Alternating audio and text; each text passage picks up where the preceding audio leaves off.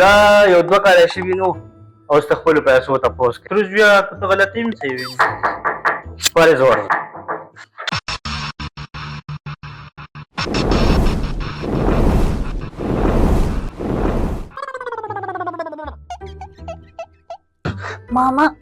ماما دی بس خوریا بس ماما لښته دې ډېره پلنه اوږده پیدا کړې ده. خوریا لخته خو لچکدار وده سړی پې پلنو مو ما ته اوس مې د تروس ته ستا خبره کوله چې ماما ډېر زیات ښه سړی دی ډېر صبر یې وکړو ماما. بس خوریا نور زیاده صبر تمام کو. ماما ته به اوس یقین نه کړې چې څنګه مې تنخوا واخیسته ستا پیسې مې ترې بېلې کړې.